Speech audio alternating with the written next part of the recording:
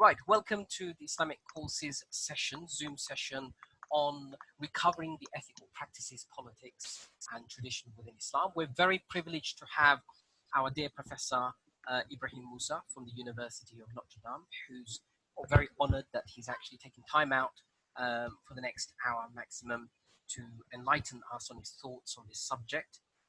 As I said, everyone has pre-reading. We have sent the text. I apologize if you got a bit late, but you should have got it, but you can still see it anyway. And some of the topics to be covered, as you can see from the text, are innovative foundations, history, tradition, change, Sharia as an ethical truth, ethical norms, negotiating ethical contemporary Muslim ethics, etc., etc. We will have a Q&A session. Do keep your questions to the point. Write it down, and so. And what's the format? Right, the format is basically, before I hand it over to the professor, after introductions, he's going to make a presentation for however how long, and then he's going to open up for Q&A. We will take Q&A either by chat, and if you feel, and if the professor wants to as well, you can take it, you can speak directly to him also. So just for our purposes, Professor Ebrahim Moosa is the Islamic Studies Professor at the University of Notre Dame in the United States, the Koch Institute for Islamic Studies. His interest includes classical modern Islamic thought with a special focus on law, history, ethics, and theology. He's the author of Ghazali and the Poetic's Imagination, winner of the American Academy for Religion, best first book, The History of Religion, Carnegie Scholar in 2005. His full bio you can see at his website, ebrahimmusa.com. So without further ado, I'm going to hand it over to our dear Professor. Bismillah ar-Rahman. Assalamu alaikum, Professor. Wa alaikum salam. Bismillah ar-Rahman ar-Rahim. Alhamdulillah Rabbil Alameen. Wa salatu wa salamu ala Rasulillah wa ala alihi wa man wala. Thank you, Brother Mizan, for inviting me. I'm delighted to be part of the activities of the circle, and I'm looking forward to the conversation with your audience. So today I want to basically spell out some of the issues that I had discussed in a chapter in this book by sorry, I should get it in focus. Well, it's a book called The Sharia, History, Ethics, and Law. And what I try to do in this article is to deal with some of the big questions in Islamic ethics. And I don't plan to speak for too long. I want to make this as interactive as possible, so I'm sure many of you have questions. So the big challenge most Muslims face, and most lay Muslims, but also people who are, who are also professionals, and the question is that, or even scholars of Islamic thought, what do we do with a tradition, with the knowledge tradition that was formulated in a particular time and period in history? And how does that tradition apply in a world that is very different from its origins? And the big question is the question of change, right? What is in a world in which Islam was formulated, announced by the Prophet ﷺ, it was a world in which, slavery prevailed. There were major empires. It's a world in which patriarchy was dominant. And Islam's teachings come within that environment. And then Islam begins developing from a desert location to urban areas in Iraq and North Africa, and further eastwards towards places like Syria and Persia, to the outskirts of Iran and China. And so this Central Asia, Africa, further down later on around the world. So how does this tradition deal with questions of change? So there are two ways in which people have been talking about this. One is that people say the fiqh tradition, that is what people translate as Islamic law tradition, excuse me, that the Islamic law tradition has all the answers. It's a tradition that is well established, and that very qualified people are managing that tradition, and they are delivering fatwas and answers and teachings on a day-to-day basis, and they are the go-to people. And that is the ulama in different societies. I'm sure many people have many questions about that, because The ulama around the world are not uniform. All of them do not sing from the same choir book, so to speak. And the key issue that I find in the ulama tradition, and the great difficulty is that the ulama tradition, many of the people in participating in the ulama tradition, and I come from that background myself, they are not looking at tradition historically and how tradition develops over time. That's the first problem. Second question is that when you have to apply that tradition in the present, then you need to have a sense and a deep knowledge of what the present constitutes. Even if you don't like the present, if you don't like modernity, if you think that modernity has been a horrific transformation to the world and you want to go back to pre-modernity, I don't know how you're going to do that, but there are some people who wish and pray for that. And you see a lot of people also say these kinds of things in the light of the coronavirus and what we have done to the environment, that we have to go back to some primitive form of existence. I don't know how that's going to work. I'm interested to learn more if people have some ideas about that. But at least if you don't like modernity, you need to know what it is. And if you want to go to a different alternative, then you need to be able to elaborate that, and you can't just have a wish list. And on basis on that wish list, tell people, give fatwas on that basis, or give answers on that basis, or try to think about political systems that you are going to formulate without the sense of the real world in which you are living. That would be, in my mind, fairly irresponsible. And we see the level of irresponsibility that flows out of this lack of qualification in those who we have given the leadership of moral or juridical thinking or fiqh thinking. Many of us are also arguing that, you know, the fiqh tradition is a long and complicated one. It's not the singular one. It's very different. Different people apply differently. You get enlightened jurists, you get less than enlightened jurists, sure. But unfortunately, the fiqh tradition was framed in what I call, historically, it was framed in a theology of empire. When Islam was when Muslim societies were ruled by empires, whether it's the Umayyads, the Abbasis, the Ottomans, the Mughals, and other empires around the world. So there, the kind of thinking is very different. That, you know, there are different kinds of frameworks, of imperial frameworks. And the interpretation in that imperial framework always is about Islam first and men above women and those kind of things. And therefore, we need to question this political theology of empire that comes part of the packaging of our interpretation of the world today. And many jurists have been unable to remove that political theology of empire and come to grips with the theology of the present, of how we think about the human person in the present, how do we think about society in the present, how do we think about global society in the present. Our world is an imperfect world, but in that imperfectness, and it was never perfect historically, we have to deal with that. So that's the first question, is that we need to think about Muslim ethics outside of this framework of an imperial framework. And what is that framework going to be? Very few people have, you know, outlined a full position, but I would argue that you need to think about the equality of all human beings. This large distinction that we make between Islam and non-Islam, that should be lowered. The question about gender, you know, segregation, those questions are no longer feasible. Maybe in some places where it is still, you know, desired, and the custom and the values require that even there in the most patriarchal societies, these issues are being questioned. And so those are the kind of the issues that we need to think about when we do the ethical.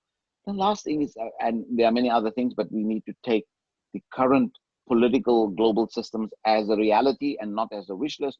And if you want to fight against it and so on and so forth, you want to fight against American empire, European empire, you need to have realistic ways of dealing with that. Or if you want to have ideals, don't, you know, put a burden on Muslims in such a way that they are unable to practice their faith because you've got some, radical and revolutionary idea of how you're going to change society, because ordinary Muslims have to live through, those decisions that you give that are highly idealistic and not very realistic. But the most important thing is that we need to take the world as we know it, the cosmos the way we know it, and science the way we know it. It's not, science is always changing, but that must be part of our algorithm, part of our calculation in any kind of ethical deliberation. And we see the poverty of many of the people who claim to be traditional religious scholars in this recent crisis over the coronavirus and COVID practices and so on. They don't fully understand the issue of social distancing. If you tell them that, there are threats by hidden viruses, they tell you that, we think about, we have to have reliance on God, we do have to do tawakkul. Sure, they forgot about the fact that you have to tie your camel before you rely on God.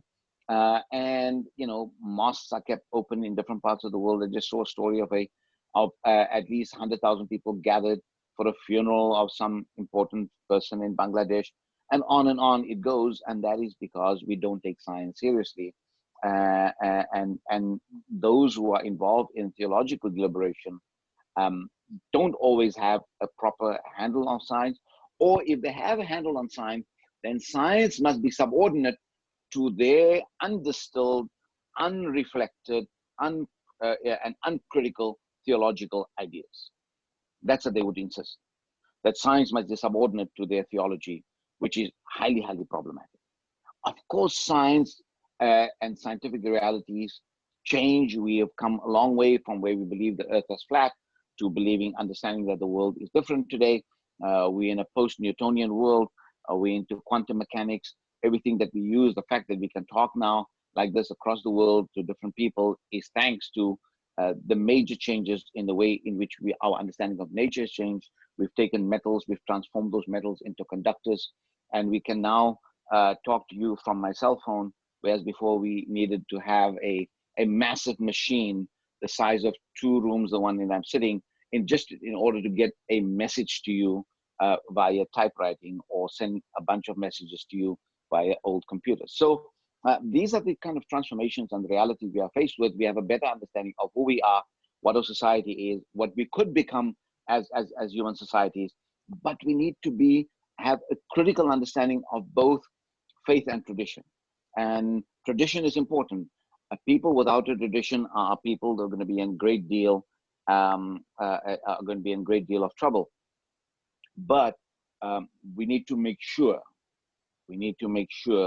that everything in tradition is not actionable, and everything in tradition is not necessarily good in the present, and therefore tradition must continue. I always give the example that tradition is like a long rope, and those of us who are engaged in a tradition, we are, if you have a rope, and the rope has many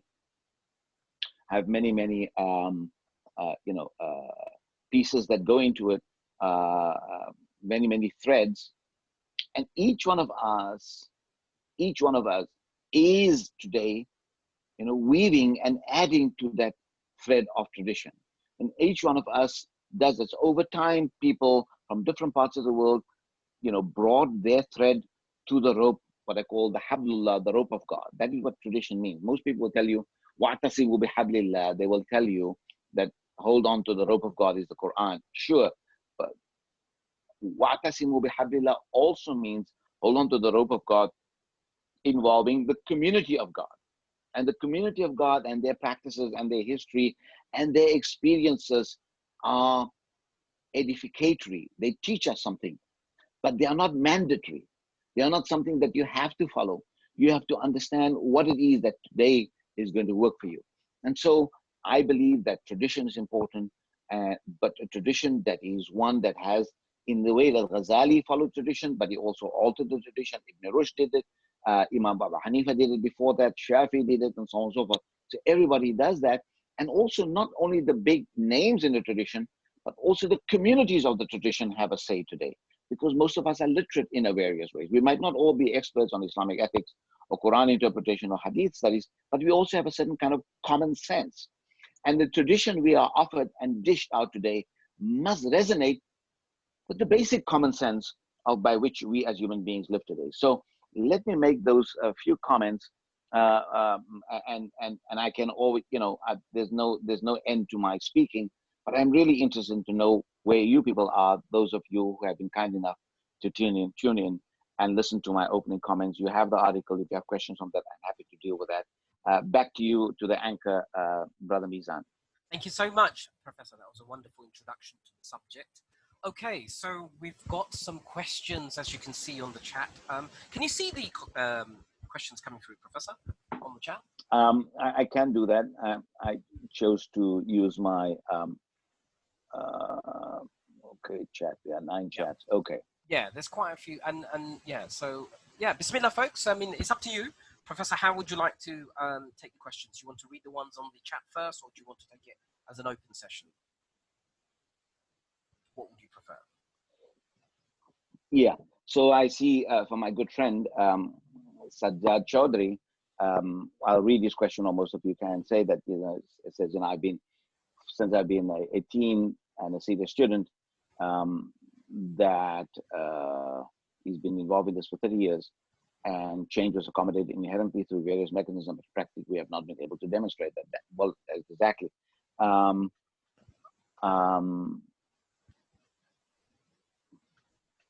Yeah. So yes, as unfortunately, the question of change is extremely threatening.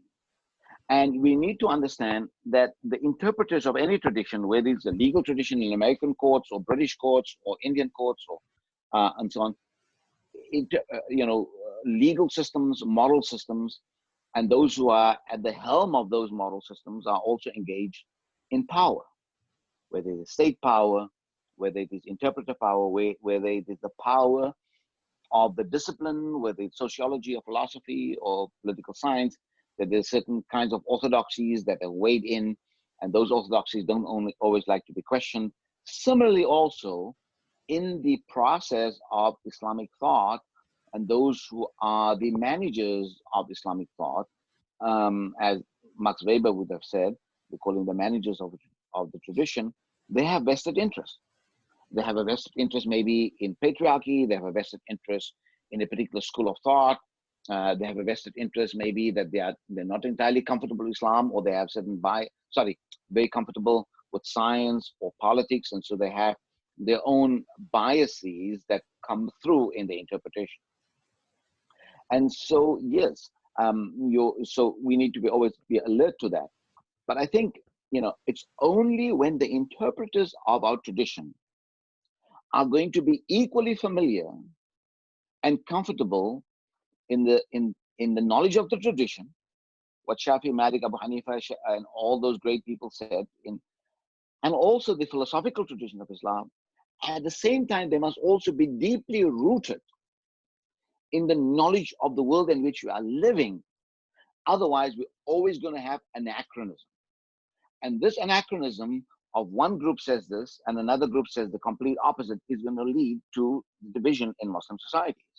I mean, we're going to have in a few days' time, the beginning of Ramadan, there are people who are going to insist that we have to see the Ramadan crescent by the naked eye, and you're going to have 3 start dates to it in different parts of the world. And there are those who have agreed to adopting scientific calculation and built in a convention into X amount of hours. And then we can predict that we are going to start off, at least in North America, we're going to start on Friday. That's already a given.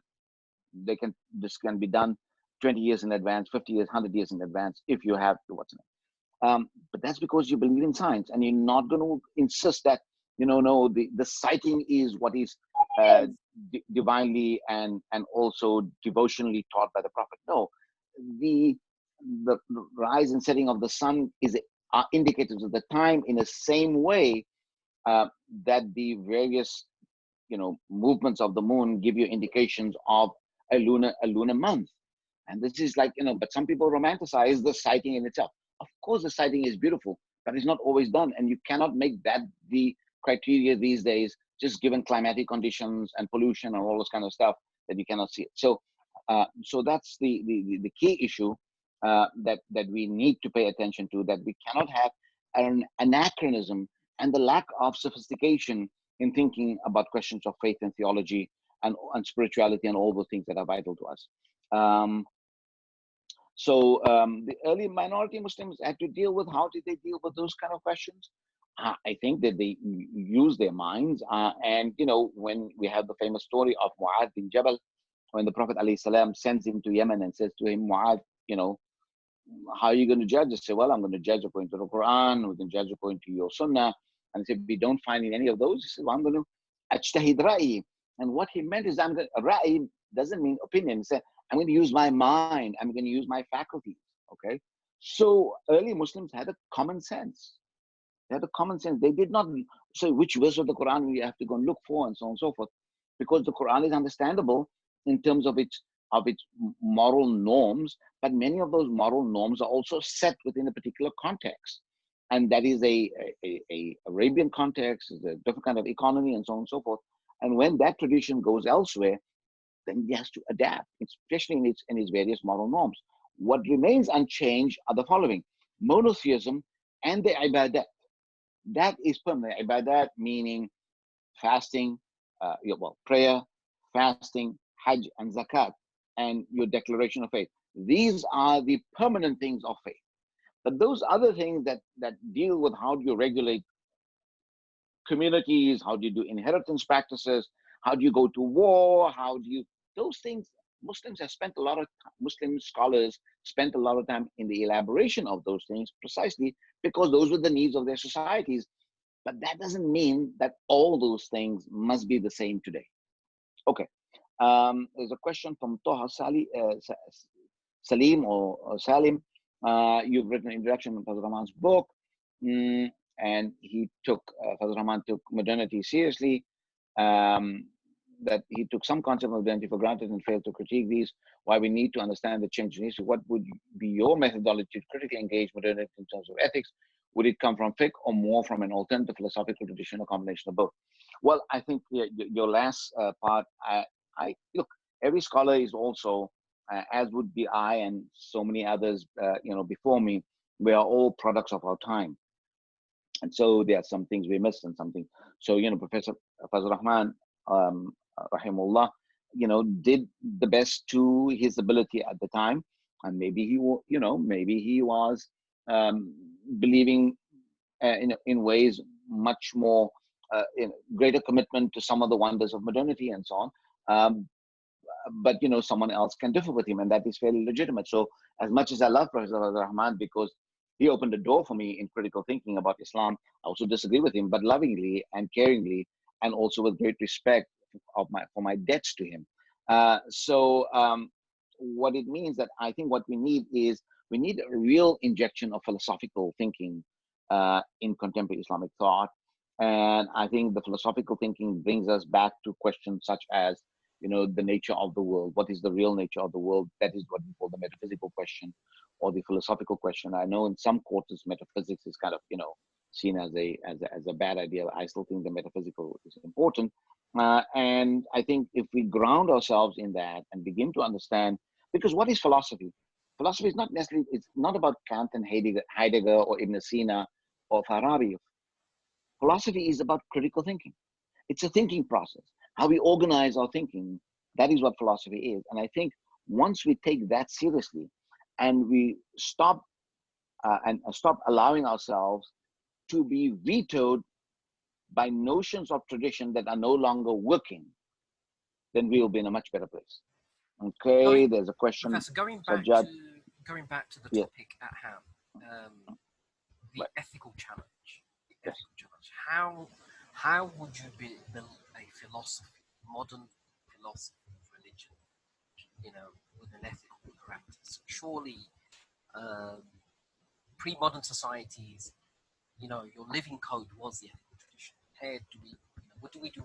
Because as you correctly said, we're not in, we're post-Cartesian now. We're in post-Cartesian societies. Why is a new ethical mode of living, a new philosophy? And going back to the topic at hand as So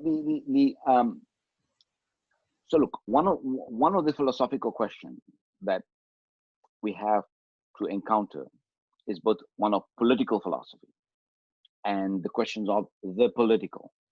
In other words, medieval Muslim societies were organized by a massive political theological structure in which the caliph was the representative of the prophet and indirectly then acting on behalf of God to implement the Sharia and those kind of stuff. But it was a very different kind of society.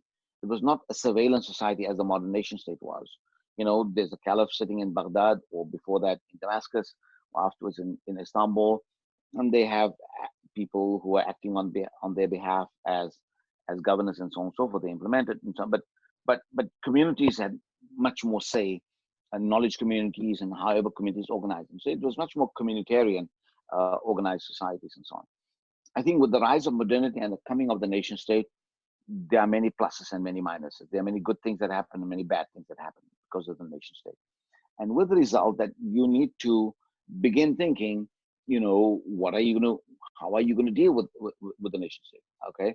So some people are very unhappy about the nation state. Someone just posted a question about, Professor Hallaq. So Hallaq believes that in a modern nation state, the Sharia cannot work. I respectfully disagree with Professor Hallaq. Why is it that, yes, of course, the Sharia was built around a different kind of ethos, communitarian, it was built on a certain kind of economic system and so on. That economic system is no longer available to us.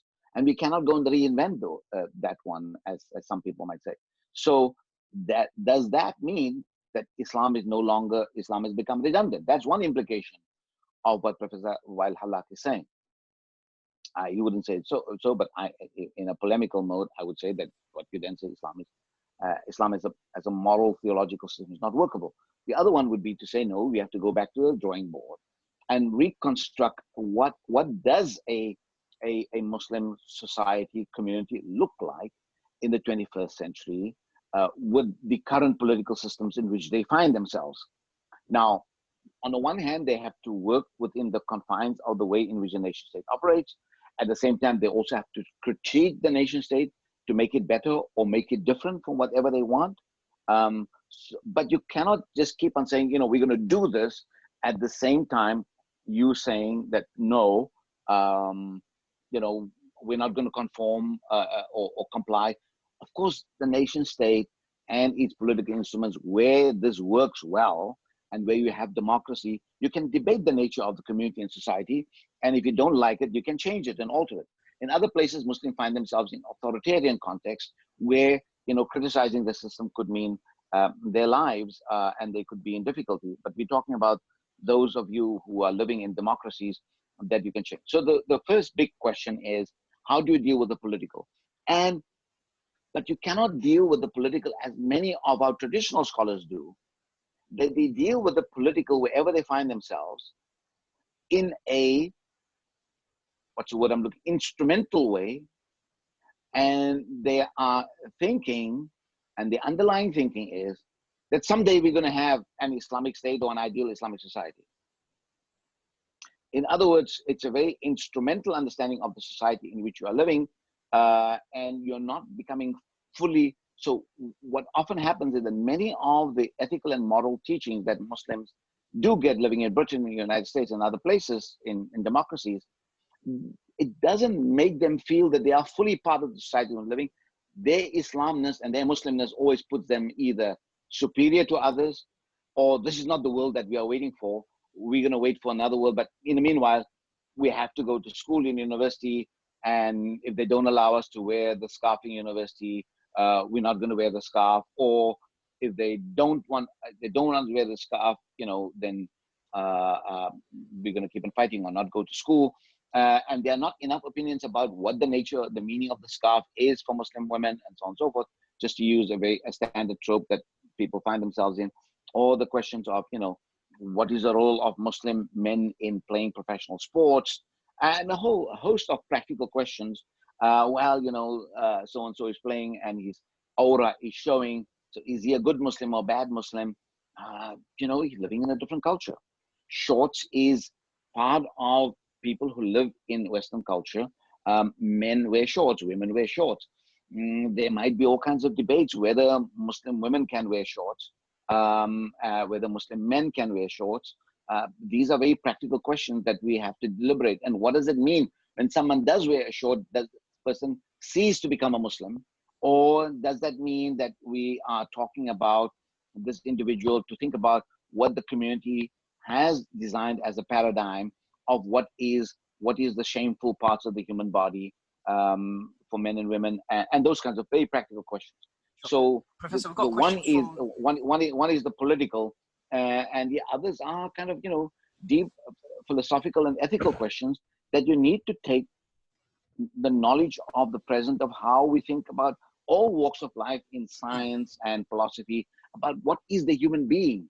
The human being is we no longer have ambitions of creating society in which slavery is going to be a possibility, or where discrimination of women or people of other kind of other gendered people, or people who have disabilities, or people who have another faith are going to be discriminated against. Okay, so you need to have a philosophical and theological paradigm to think about those issues, and this cannot be done if you're going to think that all the answers lie in the tradition.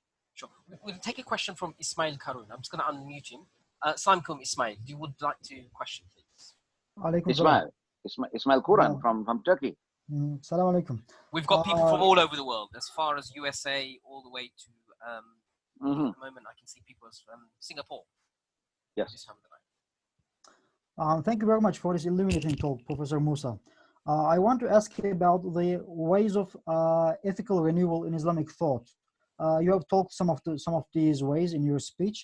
Let's say that the first one is drawing on Sharia or fiqh and building towards a discourse of Maqasid al-Sharia, or modern conception of Maqasid al-Sharia.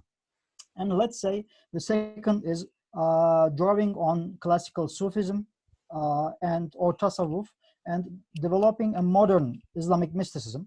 And let's say the third is drawing on classical virtue ethicists like Ibn Miskawayh and developing a modern conception of, if there is anything like that, a modern conception of Islamic virtue ethics. So which one of these ways of renewing the ethical in Islam do you see the most promising? And secondly, is there any ways that you have in your mind that is more promising, these ways that are scholars trying to do around the world? Thank you. Thank you. Excellent. Thank you, Ismail. Ismail is someone that I know has been recently in contact with me. Okay, so thank you. Ismail, you've raised this question. Look, there have been all kinds of efforts to take people away from these very complicated fiqh books, which I call, lovingly, I call the telephone directories, these big books of fiqh. I have it all over my house here. And these are the fiqh manuals that give you in great detail, what you must do, if your father dies, and how do you distribute the inheritance? How do you prepare a body for funeral? How do you do all kinds of detailed stuff? Muslims have spent a lot of time in that, building on the tradition, the teachings of the Quran and Sunnah, and a whole variety. Great, that's one. But the other thing is that, given the fact that both the professionals in that field have lost the ability to make that tradition dynamic and deal with the realities, Muslim reformers in the late 20th, 19th and early 20th century discovered, Shatibi, and they said, let's look at the big picture of the Sharia. So away from the telephone directory, and now the Taj Mahal version of the Sharia. Sharia is a Taj Mahal, beautiful, pretty, aesthetically pleasing. These are the 5 purposes of the Sharia: preserving religion, preserving life, preserving property, preserving family, and preserving intellect, right? Okay, so this is the kind of reductive thing. Ghazali, a whole number of people were involved there. The question of public interest must be a consideration. Great. That doesn't stop, so that I see the Maqasid issue as a as a transitional phase of how to think about it. It makes young Muslims who are not familiar with the tradition feel, worthy that they belong to a tradition that is intelligent. It makes a lot of sense, and they don't have to follow very complicated mumbo jumbo that some people might, load off onto them. Okay, um, and so this makes it easy. But I think, Ismail, you answered your own question that as a person who does take tradition seriously, the philosophical tradition of the past, Sufism, and Muslim ethical philosophical ethics, the kind that say someone like Muhasibi did, or someone like Ibn Iskaway did, and so on, Ghazali did, even Ibn Rushd and so on. All that becomes part of it. And if you begin to think about the key question that all of those people were about is about virtue ethics. So what is, and in many ways, even the fiqh tradition, while it gives you a whole bunch of do's and don'ts, it assumes that you've already internalized a certain character. What is virtue ethics? Virtue ethics means that you develop a character within yourself. That you have a moral character. That when you see something wrong, you're going to stop it with your hand. If you cannot do it with your hand, you're going to speak out against it. When you cannot speak out against it, you're going to feel that something really terrible is happening. Okay, so there's nothing going on. Just the wind is blowing, so it's rattling my windows. If some of you might be hearing this thing, there's nothing dangerous happening behind me. So virtue ethics are the things that our mothers taught us, and our parents taught us from our very early days. My son or my daughter, don't do that. This is the right way. Don't insult people. Take care of people. Be respectful. Be honest with yourself, right? The biggest question we as Muslims have, I believe, that we lack honesty with ourselves. We lack honesty with our God. We lack honesty with our Prophet. We lack honesty with our knowledge tradition. So we keep on saying, yes, I obey, but in practice you don't obey. You're actually disobeying. And even if you're following those things that doesn't make sense, those things that do not make sense to you, then you are still, not being honest with yourself, because you complying without questioning. And the Prophet ﷺ told us, I always tell the story, that there was a great, some people were on travel, there was a war, someone was injured, and the injured person needed to take a obligatory bath before he could do his rituals, his prayer, and so on. And because he had a wound on his head, somebody around him said, no, you have to throw water on the wound. Okay. And as a result, the man perished. When this was reported to the Prophet, he was really upset. He says, whoever advised him killed him. قَاتَلُوهُ قَاتَلَهُمُ اللَّهُ. And then he says, that is it not أَلَمْ يَكُنْ شِفَاءُ الْأَيِّ السُّؤَالِ? It is not the remedy of any ignorance in asking a question. That should be the motto of asking a question. And so I believe that virtue ethics are important dimension of the ethical.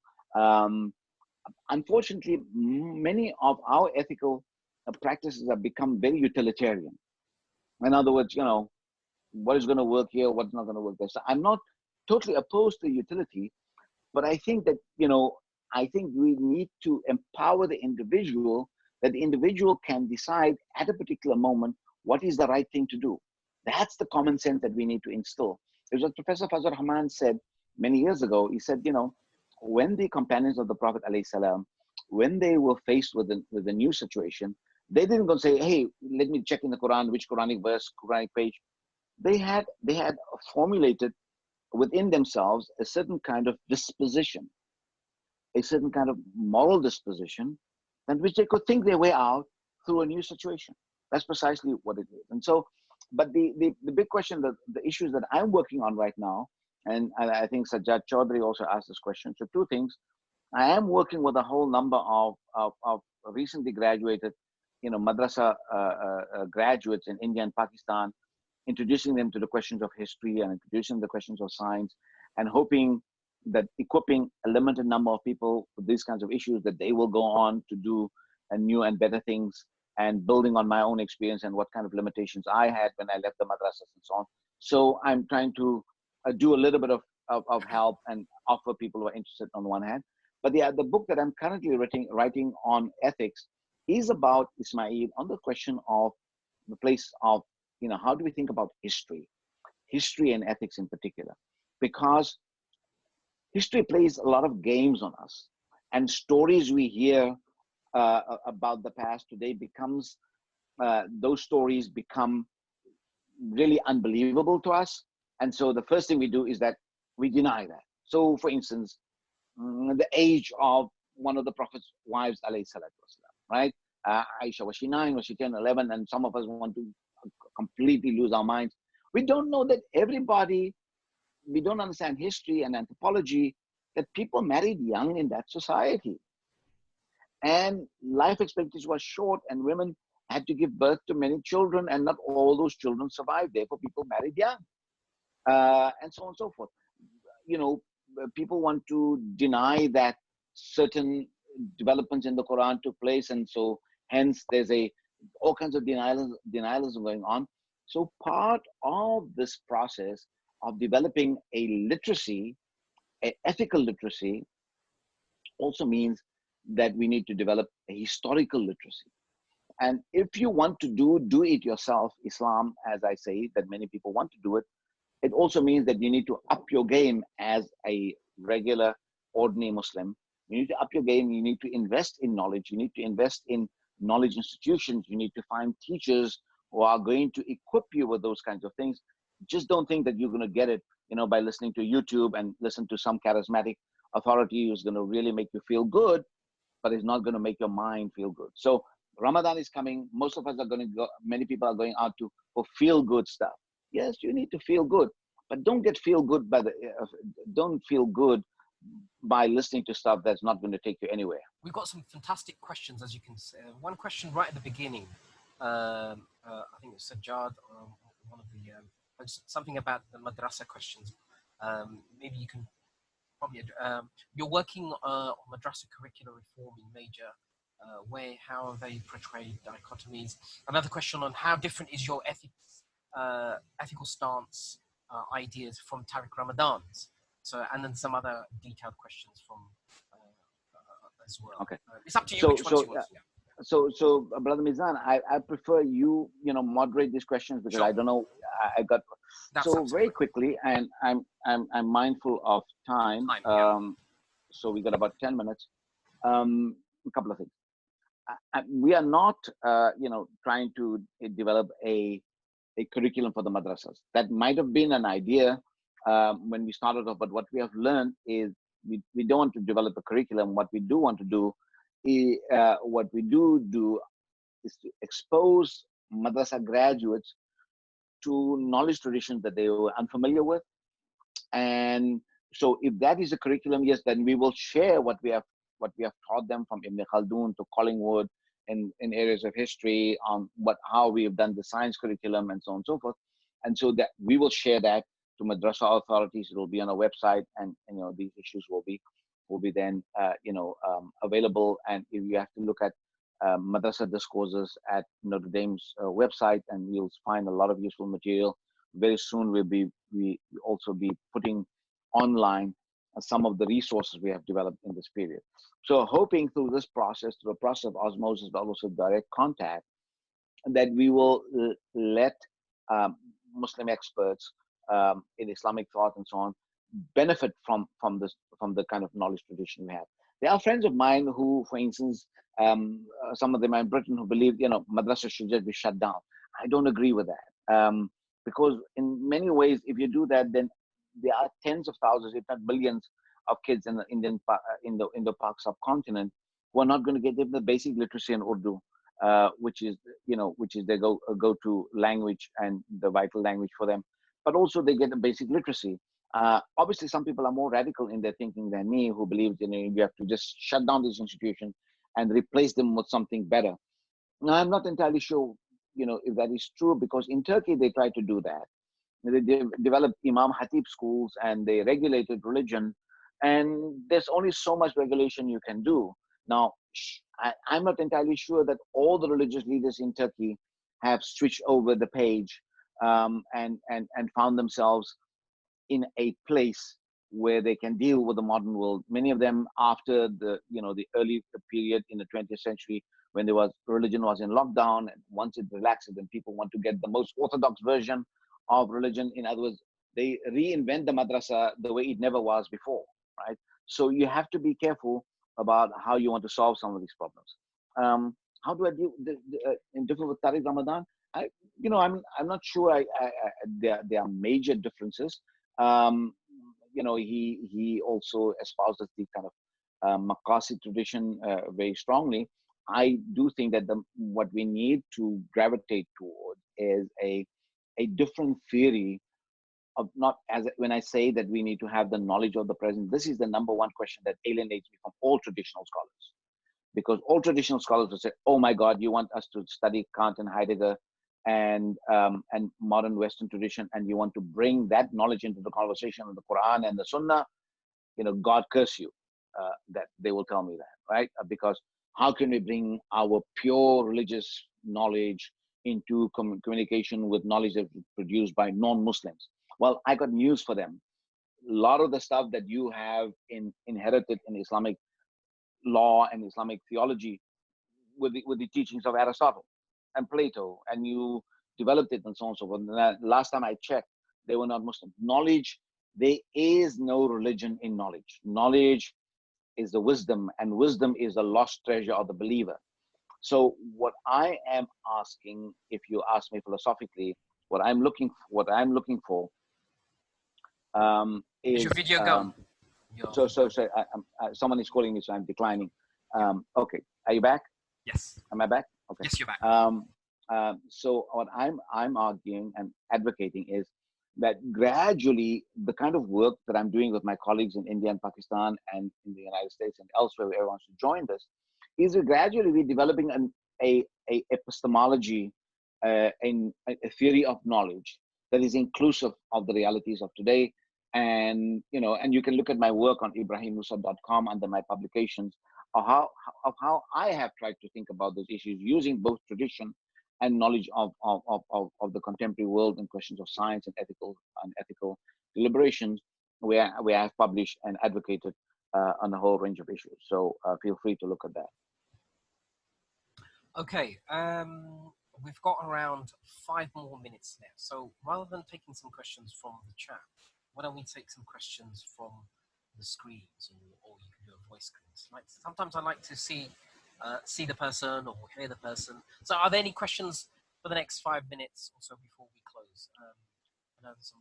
Yeah, and I think that the other thing, there's someone asked the question, what about, we do not see good faqihat in the women for fuqaha? Sure, and we need to create the opportunities for Muslim women to study the tradition and also go beyond that. And there are very few, or those institutions where there are women's madrasas.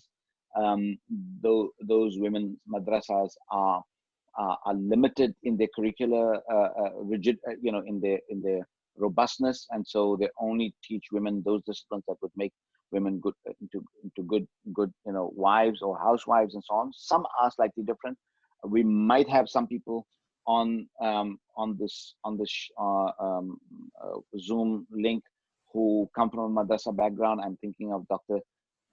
Samina Tabish from India. If she is online, maybe she would want to say something or contribute. But I think you have lined up Sajjad for this matter. So we need to take women's education much more seriously in the realm of theology and give women scholars the opportunity to flourish and write and publish in ways better than what we have done with men. Maybe that will also create a different kind of dynamism. And women's experiences, because women's experiences are not sufficiently brought into the life of Muslim. So you're making a distinction between experiences and opportunities. Yeah. Both experiences. First, they must be given the experience, the opportunities to flourish intellectually, but also women's experiences of Islam. We need to listen to that. What does it feel like to be told that you're going to inherit half from what your brother is going to inherit? What does it feel like then when you're excluded from conversations? How do women feel about it? And let them make their differences of opinions. Let them make it known. Some people will be happy with it. Some people are not happy with it. We need to hear and listen to those diverse voices and not only the voices of men. Fantastic. Sajjad, Bismillah. Yeah. And maybe we should have, women's voices even on this show, so I can go 5 Assalamu more alaikum wa minutes. rahmatullah. There is one question. Yes. Look, if Mizan, if there's some other questions, I'll reserve my question for later. It's okay.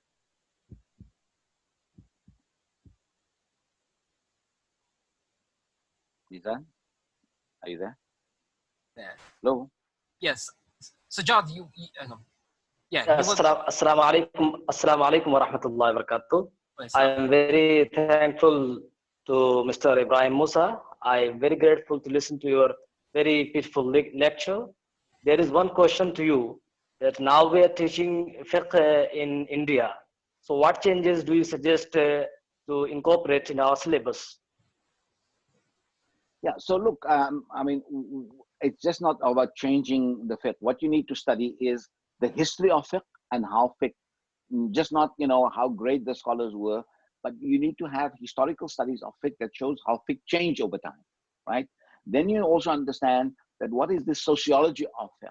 Why did fiqh look the way it looked like in the Arabian Peninsula? What did it look like in Arabia? In other words, you need to have sociology of law and sociology of religion that you need to study. Then you need to study that how does fiqh look at the human person, right? Historically. So for instance, in the past, we talked about human dignity, but karamat al-insan, but the human dignity was hierarchical. The Muslims was at the top, the male Muslim was at the top, the free female woman was after that. Then you had children and slaves, and then non-Muslims were in a whole different category, even though they did have dignity, and Muslim jurists did say that non-Muslims have dignity. The treatment of non-Muslims was different from the way a free Muslim was treated, or a woman was treated differently from the way in which a man was treated, and so on. So those are deep philosophical issues about that. We use the same term, dignity, but dignity is also something that evolves over time with human experience. So human societies change, and they have different conceptions of what a human being is, what a human person is. In today's world, we have made not obedience the primary thing, but freedom has become a primary value for many people. Do Muslims agree about this question of freedom? Do we take the idea of freedom seriously? Yes, when we want to do human rights in Britain, we want to say human rights, but human rights is based on a fundamental understanding of human freedom when we want to claim those kinds of stuff. But when we come to Deen, we say, no, Deen says about obedience. So we need to decide, are we going to have a mixture of, not too much liberty, but also not too much authoritarian opinion? Is there going to be a different mix? Those are the big questions that you have to study in fiqh, to the brother who asked the question. And it cannot only just be, what did those authorities say? In other words, fiqh must return to what it really means, which it means thinking, comprehension, and understanding. And if you begin to understand fiqh as questions of understanding, but not books that you learn and internalize what other people have said, then we will return to a creative and a dynamic fiqh. And in places like Iran and so on, they have dealt with what they call fiqh puya, dynamic fiqh and understanding of fiqh in terms of history, time, society, and those kinds of developments. Unfortunately, the subcontinent, India, Pakistan, Bangladesh, and the various satellite institutions from these three countries are lagging in that respect. And we need to do a lot of work on that. Final question from Sajjad, because of Sajjad, go ahead. I'm really concerned about time, but you just mentioned, this sort of dynamic fiqh, and there was a mention of utilitarian sort of bent that we've imbibed within our thinking, and then this idea of fiqh al-waqi' as well. So, I'm just trying to reconcile some of those things with some of the comments you've made in with respect to this lack of dynamism, right? I mean, it sounds as though, and you can find books with fiqh al-mu'asir and all these things. So there is this discourse that's out there, and yet we are so deficient when it comes to answering, the questions that we're faced with. So what is that gap? We can't obviously go over another hour, but whatever you can say. Brilliant question. Right. Thank you. What is that gap? Well, the gap is that, the people who have power, they're on a different page from where you and I are. And you saw the fiasco where many mosques could have closed earlier. They kept on insisting it should stay open. And some mosques in different parts of the world still have not closed. They're still saying that, you should gather. Okay, young people should go, old people should stay at home, and they should have the distance of 2 safs, but they're still going to be touching one another. And, they don't understand those issues. So it's not even, it's not fiqh. It is fiction in the name of fiqh. Okay. So I always joke about that, call it fiction. And we need to move away to true fiqh, which means understanding issues.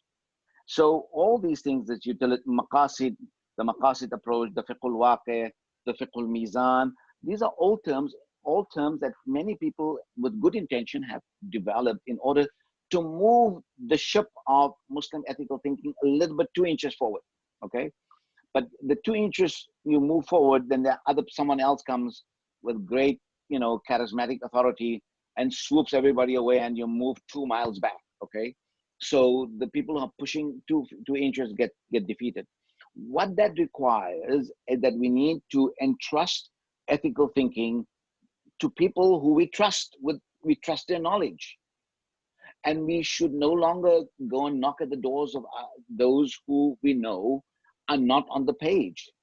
And hence you have to create, Muslims need to then invest.